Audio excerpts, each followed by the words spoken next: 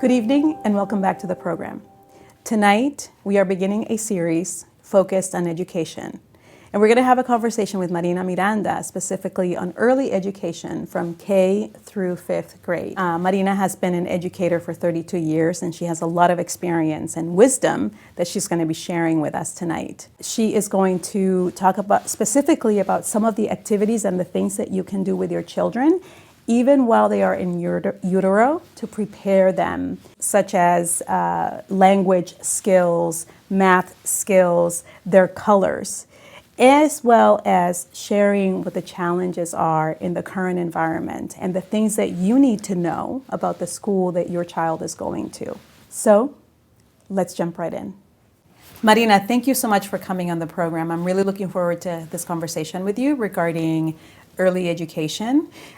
So one of the first things that I wanted to ask you, how long were you in education? I know you're retired now, but how long were you an educator? Well, thank you for having me, Giovanni. So I was an educator for 32 years. Wow. In the Boston public school system. I started working in middle school in 1988, where the bilingual program had this special class which had students from 6th, 7th, and 8th grade together.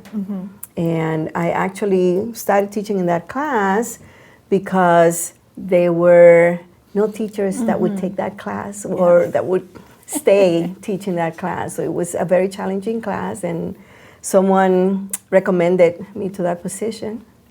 And I have a story that I'll never forget.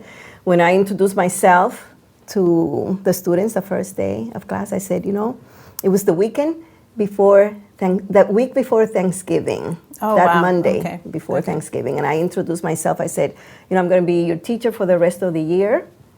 And one student from the end of the class said, that's if you can last. And I said, you know what? I know that these teachers haven't lasted, but with God's help, I'm going to last. And you did. And I did, through tears. Yeah. So 2 years. But in our conversation, I think you said that a lot of your experience has been with the younger kids. And that really is what I want the focus of our conversation to be, is sort of those, early education, K2 and, first grade, second grade, third grade.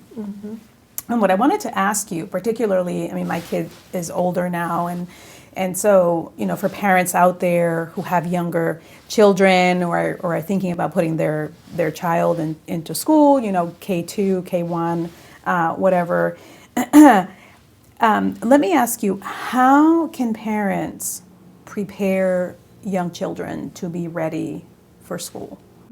Well, one of the things that parents can do is read to their children, even when they are carrying the children in their stomachs, when they're pregnant, during their pregnancy. And of course, that helps with their language development, their vocabulary development, and they can read to their children in any language.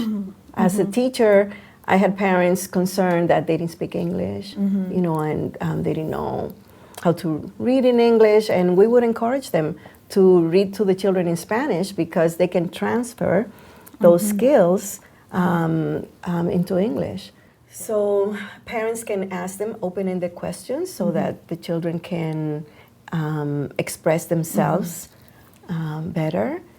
And other things, in their daily activities, when they go shopping, I love sometimes watching parents at the supermarket asking their babies, sitting in the shopping cart, So what color is the tomatoes? And this is an apple, or these are lemons. So that helps the students, the children build their vocabulary. When they're taking walks, notice the shapes. Oh, look at that. That is shaped like a circle. Or this is a triangle, a rectangle. So little things like that. When you're going up the stairs, even counting the steps. Another important aspect is telling stories orally. children love to hear stories. Stories when their parents were little. Talk to them about what it was like, for you growing up. Special things that you like to do, special games that you like to play, or even spending time with friends, your families. That also helps, with their storytelling abilities, because before they can actually put their thoughts in writing, it's great that they're developing their oral skills. So we begin with that, even, in K1, tell a story, draw a picture, about your day or what did you do today. Have those materials available at home, crayons, paper, pencils, even building blocks or Legos, things that the children can use their creativity. So essentially what you're saying is that, the world around us can serve as kind of a classroom or an opportunity for parents to teach their kids, right? So when they go shopping, at home, when they're going out for a walk.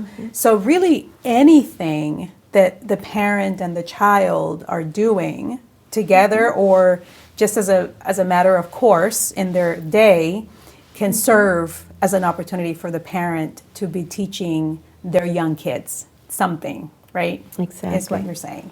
Now, did you find, as you were, and you had young children in your classroom, did you find that the majority of your kids were prepared to enter into the classroom, or did you find that there were some deficiencies, or I don't know what you call them, at that early stage, but that there were gaps in their knowledge?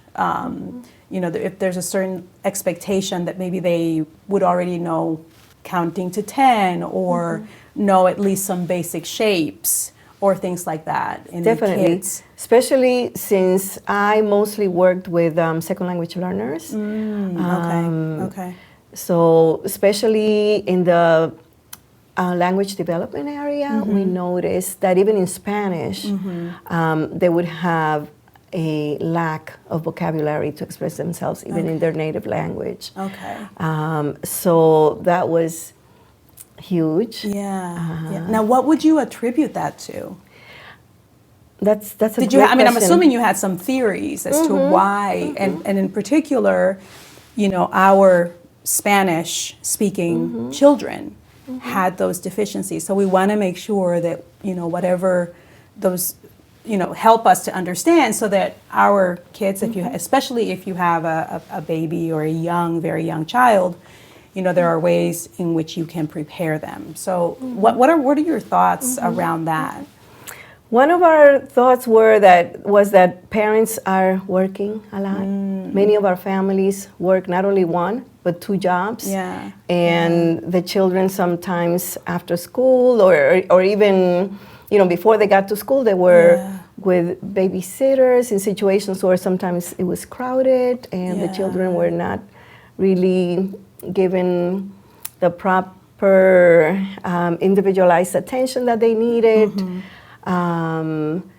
Often the parents come home and they don't have time to really spend the time with their kids, so sometimes they sit in front of the TV or other tablet or phones, and not really the parent interacting that much with the child.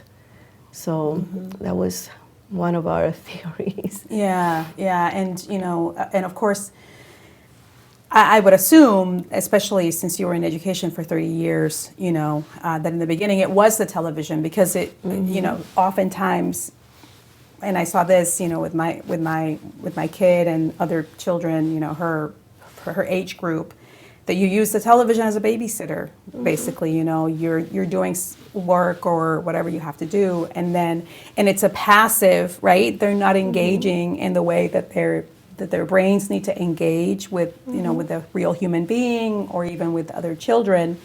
And so they're not developing those language skills that they need to develop. And now, since parents do have to work, and we do understand that there are some real time constraints, are there any opportunities? And I think we already talked about some of them, right? So even if you're working as a parent, there are pockets of time in which you can engage. And so one of the things that we've talked about with parents previously, especially if parents are busy and working, is this idea that bring the children into what you're doing. So if you have to cook, Definitely. you can be talking to the kid. This is an onion, and mommy's going to peel the onion now. This is how we peel an onion. This is how we chop the onion. Blah blah blah. What is this? And so even in the things that you have to do, you can still be teaching or engaging. And I think it's that engagement and dialogue is what you're saying that the children need in order to be developing those language skills. And giving them choices, would you like a banana or an orange? Right. That kind of interaction to encourage them, to make choices and use their language. Their language and learning. Thank you. Now, what would you say parents should be asking or making sure that they're doing prior to their kids entering school? What are the kinds of things that they need to be aware of as they're researching? And sometimes they might not have an option where the kid goes to school, but what should they know about the school that their child is going into? What are some things that they should, if you have some Sure. ideas about that? I think that the parents should know whether the school offers any individualized attention for that child. There are sometimes parents already know if the children have some special needs issues, and especially their private schools, they might not be able to cater to that child's individual special needs. If there are any after-school programs, that would help with tutoring or with homework, especially as we mentioned, parents who work, they're not able to pick up their children, at a certain time, so they might have an extended program that would help with that. Also know about the curriculum, even as Christians, even if it's a Christian school or a Catholic school, they might not always have the same eye-to-eye vision that we have, regarding certain aspects of Scripture. So, that basically what the curriculum entails. What are the, for example, the protocols, for attendance when you're sick, all those kinds of things are important. If you can, the ideal thing would be, if you're able to visit the school, sit in the classroom, so that you can see the dynamic, how the teacher interacts with the students, and I think that would be the ideal. Yeah. And generally at this age, in early education, are the students, the kids, primarily with one teacher, or do they have a number of teachers that are focusing on different things? They do have specialty. For example, the main classroom teacher teaches, the basics, math, literacy, social studies, but there might be teachers that come in, for science or for music or for physical ed, depending on the school and the different opportunities that are available. Yeah. Now you said curriculum, and we have an understanding of what that is, but can you just kind of describe what's a curriculum? in a school? Well, basically, what the math, what kind of math they teach, the language arts program. Right now, there is, even social emotional curriculum that some parents, many parents, I would say, Christian parents are not so in agreement with. And now, what's covered in that social emotional curriculum? What's part of that? What's part of that program that parents, need to be aware of? And that's where the parents need to be specific, because sometimes my understanding is that they're not clear even when the parents ask. It's more about socialization and how to deal with anxiety and accepting others. But what parents are finding is that sometimes it's a sexual explicit identity, like the sexual identity issues, that are embedded in the curriculum. And the interesting part is that now it's not just geared, towards a special area, but it's embedded in all the other areas of the curriculum. The science, the social studies, the math, language arts. So it's really hard to separate that aspect. But at least the parents, the more information that the parents have specifically about what is being taught, in these areas, then they can decide whether they can opt out of certain classes. Like I said, it's embedded now into different areas, so it's really difficult to do that. But the more, information that the parents have, the better informed they are in order to proceed, whether, either to opt out of certain classes or continue seeking for another school alternative. School or a Christian school if they're able to find one in their neighborhood or even in the area in which they live. So what does that look like? What does that kind of a social emotional curriculum that also exposes kids into these sort of gender issues or identity, sexuality issues? What does it look like? Let's take a topic like social studies. How would that be kind of embedded, or even in the language arts? How would that be incorporated into the curriculum for the language arts, for example? I think in the books that are chosen in the language arts,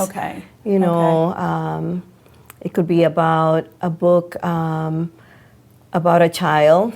How do you say? A child who changes, from a transgender, exactly. Who has, from a boy converts, into a girl, and so children are reading stories. About, exactly. Children perhaps going through or having gender issues, right? Gender identity issues, and or even transitioning, right? Transitioning, that's the right. And I think I think before the transgender issues became so prevalent, originally it was perhaps having two mommies, or a child who had two mommies, or a child who had two daddies, right? And so I think it's really important for you as a parent to really do your homework. And if your values as a Christian, right, you don't want your children exposed to these things, it will be really good to ask those questions, of your school, so that you're informed and you're able to communicate that to the teachers, and also pull them out when they are reading these books, or and some of them, they're bringing the books home to read, so that the parents might get a surprise, like, oh, is this what you guys are reading in class? And so I think it's good for or even in a music class. In a music class, for example, I heard of a parent who told me that the teacher asked this K2 student, a student in kindergarten, to wear a tutu. And the child came home and told, his mom, the teacher of music today made me wear a tutu. And she tells me, I didn't even know what a tutu was. I had to look it up on the phone. And then when I saw what it was like, how could that happen? You're a boy. Yeah. And tell the teacher, that you're not wearing a tutu because you're a boy. So the next day, the teacher again said, asked him, to wear a tutu. He said, no, my mother said, that I cannot wear a tutu because I'm a boy. She says, would you like to wear a black one instead of a pink one? So that aggressive indoctrination or even asking the children at an early age, you can choose, what pronoun you want to be called. The children don't have, that formation yet to be sort of bombarded with these issues. With that, right. I mean, we want our kids to just be playing and enjoying their childhood and not have to worry about this. Learning. Right, learning the subject matter that they need to learn instead of, all of these things, which will come soon enough. I mean, they live in the world, they move in the world, and so they're going to be exposed to those things at some point. Why introduce it to them, at such an early stage? And so as a parent, I think it's important for you to do, a little bit of due diligence, especially if your kid's education is really important to you and you want to protect them and protect their childhood, I think, as much as possible. I think that's really what we're talking about is, protect their childhood. Their innocence. Yeah, their innocence. Yes. Exactly. So, and as you were talking about, sort of the television and the tablets, that is also become, of course, a huge thing. And I think, we end up seeing it a lot when we're even just like kind of walking around. And I go back to this idea of the parents not engaging and interacting with the children. We've been talking a lot about trying to, as parents, and in the parenting series that we just finished, talking about limiting the use of social media and the use of devices for our kids as a way to protect them. There are mental health issues associated with this. There's a whole host of issues. But also then, what do we do with the parents? Because the parents, unfortunately, are also, addicted to their phones, to their devices in some way. And so often you will just, go out and into the world and you see both the mom and the child on a device and they're not really engaging with one another. So if that is you out there, this has real implications for your children and for the start of the school. So I think it behooves all of us as adults, and especially if you have young ones, to put away the device, take the device away from them. It's a lot of sometimes passive learning, and engage with your children, engage, talk with them, show them things around the world. Look at, even the clouds can serve, as an opportunity to teach them, something, or, talk about God or what have you, but just, have their minds be engaged in an active way that's actually going to prepare them for school. Yes, that's something that, Giovanni, that Sam and I always comment on. For example, when, we've gone on vacation, let's say, to Europe, and we marvel that we don't see that many children on their phones, and the parents, we go to restaurants and we see them interacting, you don't see them as much as we see them here, that at a table you could see everyone, the parents, other siblings, everyone on their phone. Over there, we see them interacting, talking to each other, or going on hikes, and it's so beautiful, that is something that I think that it takes determination and purpose, to say, no, I need to know who my child is, get to talk to them. And if you are going to sit to watch a program, talk about that program. Yeah. What did you think of that? What was your favorite part of the movie? What did it remind you of? Did it remind you of anything? Or try to get a conversation about what you're watching together, because we have to be real. We are going to use technology, right? It's here to stay, absolutely. But use them wisely and for our advantage. It's a form of entertainment, but even within that form of entertainment, you can still use it as a way to connect with your child. And a lot of these things, what I have realized in talking, in the conversations that I've had over the last month and a half, is how interconnected all of these things are. The parenting series, the marriage series, the education series, is all interconnected, and a lot of it is so much about relationships, and it's building relationship with your child, and any opportunity that you can take to build relationship with your child is not wasted time, because you will become the person that they go to. And oftentimes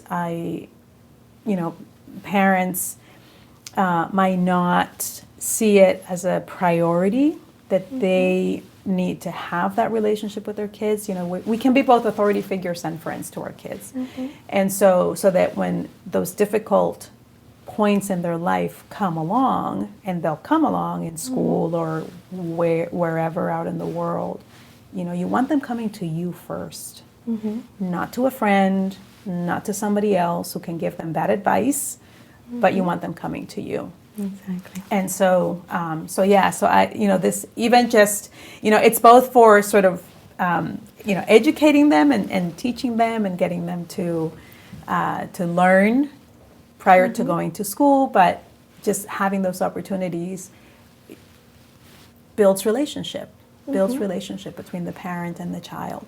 And so I just love that, how this is all such a, it's all connected. It all makes a big difference in the quality of the relationship between the parent and the child. And of course, the parents are their models, their role models. So the parents have to model, what they want their children to learn. Yeah. So if they see them, on the phone all the time, so what are they going to do? Yeah. But if they see them reading, and doing other things, creative things, that the children will see that. If they value that education, the children, that's what they will see. Yeah. And also something that is very important is for parents to create routines for the children, because that was something too that we saw in school, the children's having a difficult time being to school on time, because, they're not in the habit of getting up early. So, to start early, setting those routines, a specific time to go to bed, a specific time to get up, have breakfast, play, do focused activities. That was a big problem that we saw, is that the children lack of focus. And of course, with technology, if they're always on the phone, attention span. So have the children engage in doing a puzzle, for a certain amount of time, or coloring a picture, so that the child has that experience of spending, a focused time during the day. So that's very important. Teaching manners, saying thank you. That was something, that we saw a lot of children come, with those basic skills of sharing, with other children. So those things that sometimes we might give for granted, but no, it's important, and those are skills that the children need even more than the academic, that relational aspect. And it's not something that they just need, when they're young. I think these are skills that go with you through your lifespan, right? And so it's critical that they develop those when they're very, very young. So routines are important, and so we want to make sure that we are setting, limits on things, and that there's specific time for this and for that. Do this first, and from my reading about children, and especially young children, is that they need it. It's not a question of just so that they're prepared for school. Is that kids need routine. Safety, it provides safety. It provides safety and security, and consistency for them. So I think that's also a part of it, is that they, it's not that we're just doing it but that innately it helps them as they're developing, having those kinds of routines. But you're right, definitely manners is one that it seems like it's not prioritized, because, teenagers and sort of older kids can be very rude, I find. And so I think, especially as we are teaching our children, and I think part of our values as Christians, right, is to love our neighbor as ourselves, is to practice that love. And so, it's right in line with what Jesus would do. Exactly. And so we should definitely be prioritizing those sort of social, emotional, empathy skills that children need. And even responding in an appropriate way when, you ask them, to do something, and to do it in a timely fashion. Not, you have to tell them 10 times before, they comply with what you're asking. Yeah. So, if parents can help with that. Let me ask you, what do you see as the biggest challenge for parents of young kids in light of our current kind of cultural culture? Well, I think that we kind of have already talked a little bit about it, and I congratulate you for the program that you had here with Suhaili and the emotional talking about challenges, mental health, and some parents, even at an early age, children with anxiety. We're seeing a lot of that anxiety, depression. So I'm glad that was touched on an earlier program, and the technology, excuse me, how to regulate, that screen time.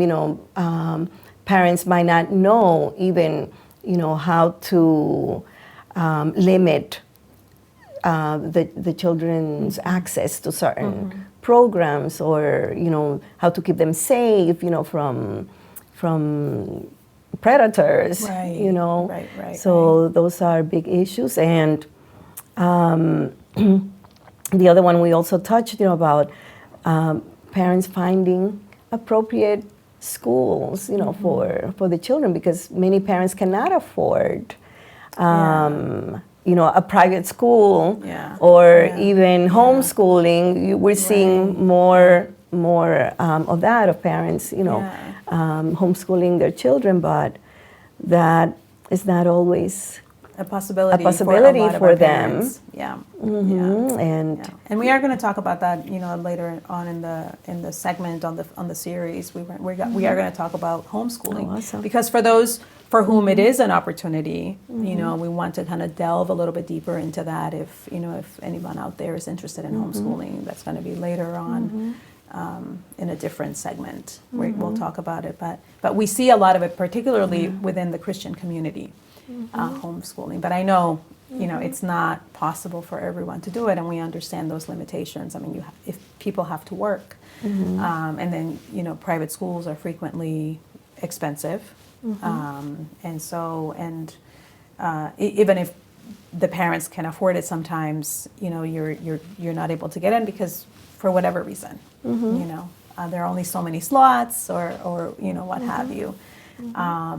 But please continue. I didn't want to cut you off. Yeah, no, in the middle that was of what great. you were That's saying. exactly, and also, how to be able to, spend time, with their children, quality time with their children, when they have to juggle, a lot of different work schedules. Yeah.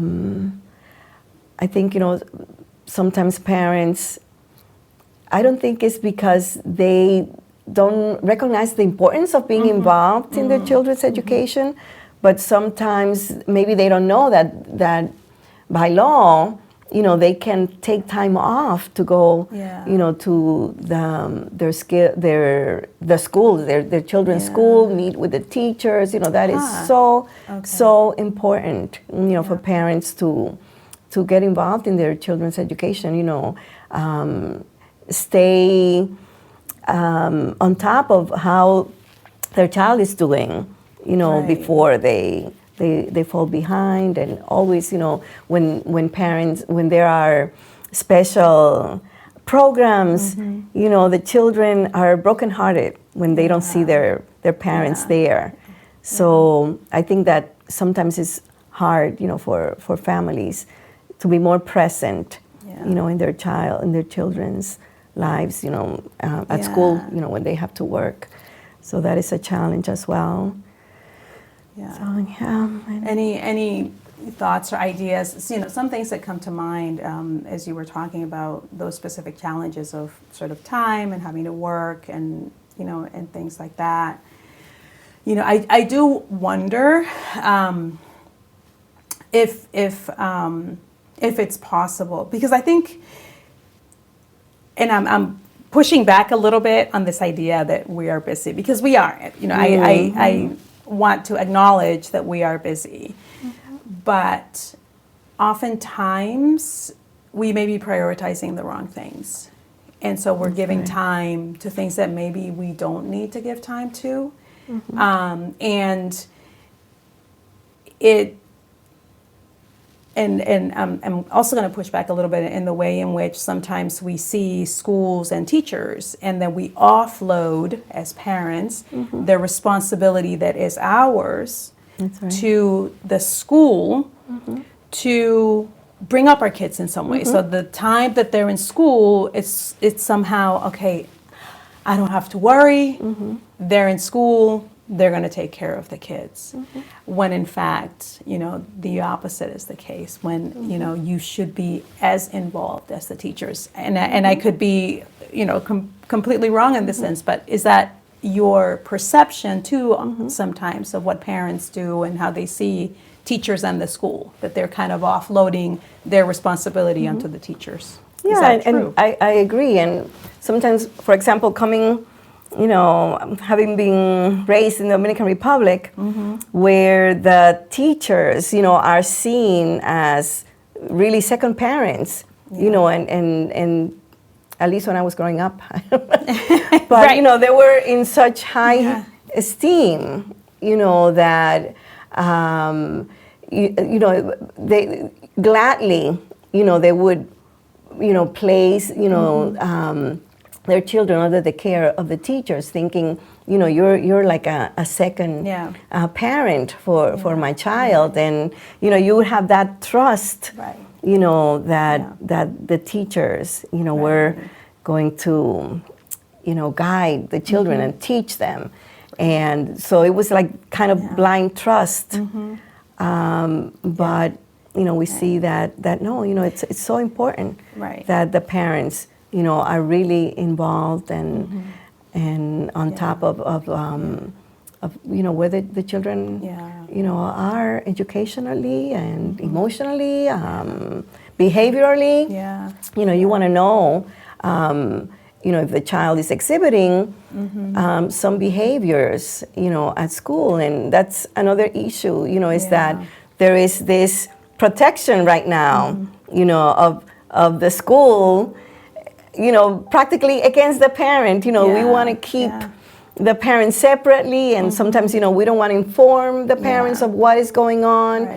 And that I think it's, very dangerous. So the parents need to make sure that they know what is going on with their child. And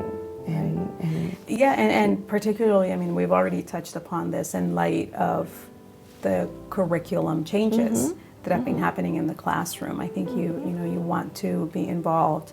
Those parent-teacher conferences, you want to make sure that you always go to those and talk to all of your kids' teachers. Visit, drop by, just if you're able to, as much as you're able to. But I think it's for us who have our Orthodox Christian beliefs, we want to take the responsibility seriously of our child's education, and in whom we are entrusting them to. And we want to be sure that we can, trust the school. And if we cannot trust them to teach them the things that they need to be taught, then we need to intervene in whatever way we can, right?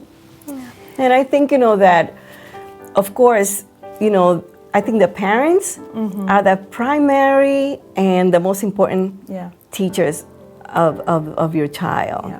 So it is important that those values, are taught at home. Those spiritual values are taught at home because, that's the end goal. We want to be able to equip, our children in their faith, in their knowledge of the Word, so that they can navigate, their experience, their school experience, with their friends, because, ultimately we're not going to be able to protect them, from everything that is out there, but we can instill in them, the love of God, the knowledge of God. So it is really important that we at home are taking that seriously. Yeah. It's the same thing with church. Maybe parents come and think, okay, the church is the one who's going to teach my child about God and about the love of God. And that's not, the primary responsibility is on the parent. Yeah. And so don't relinquish that, to the teachers. Right.